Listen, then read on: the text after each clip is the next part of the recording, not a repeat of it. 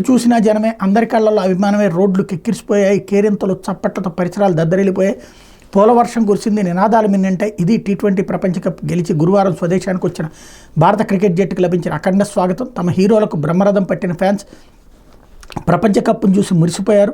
Barbados నుంచి ప్రత్యేక విమానంలో ఉదయం ఢిల్లీలో దిగిన టీమిండియా తర్వాత ప్రధానమంత్రి నరేంద్ర మోడీని కలిసింది. ఆపై ముంబైకి వెళ్లి మెరైన్ డ్రైవ్లో విజయయాత్రలో పాల్గొంది. వాంకడే స్టేడియంలో నిర్వహించిన వేడుకలో మైదానం చుట్టూ తిరుగుతూ తమను చూసేందుకు భారీగా తరలి వచ్చిన అభిమానులకు కృతజ్ఞతలు తెలిపింది అన్నటువంటి వార్తని హైలైట్ చేశారు. ఇకపోతే బారాసాకు భారీ దెబ్బ. తెలంగాణలో కాంగ్రెస్ గుటికి 6 ఎమ్మెల్సీలు అర్ధరాత్రి సీఎం రేవంత్ సమక్షంలో చేరికలు. బారాసాకు భారీ దెబ్బ తగిలింది. గురువారం అర్ధరాత్రి ఆ పార్టీకి చెందిన 6 ఎమ్మెల్సీలు ఒకేసారి కాంగ్రెస్లో చేరడం సంచలనం రేపింది. ఎక్కడా హడావిడి లేకుండా, ముందస్తు ఊహాగానాలకు తావేవ్వకుండా చివరికంట అంతా గుమ్మరంగా సాగిపోయింది. అర్ధరాత్రి 12:30 గంటల తర్వాత తెలంగాణ సీఎం రేవంత్ రెడ్డి సమక్షంలో వాళ్ళంతా కాంగ్రెస్ కండువాలు ధరించారు.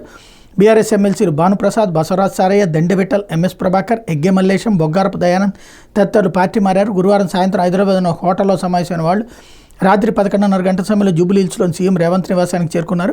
ముఖ్యమంత్రి ఢిల్లీ పర్యటన ముగించుకుని నివాసానికి చేరుకోగానే వారు పార్టీలో చేరారు. అక్కడ రెవెన్యూ మంత్రి పొంగులేటి శ్రీనివాసరెడ్డి, మాజీ మంత్రి సుదర్శన్ రెడ్డి, రాష్ట్ర కాంగ్రెస్ వ్యవహారాల ఇన్ఛార్జ్ దీపాదాస్ మున్షి, కాంగ్రెస్ సీనియర్ నాయకుడు సురేందర్ రెడ్డి తదితరులు పాల్గొన్నారు. సీఎం ఢిల్లీ నుంచి వచ్చి నిమిషాల్లోనే చేరికల కార్యక్రమం పూర్తయింది. ఇప్పటికే దానం నాగేంద్ర, కడియం శ్రీహరి సహా 6 బీఆర్ఎస్ ఎమ్మెల్యేలు కాంగ్రెస్లో చేరారన్నటువంటి వార్తని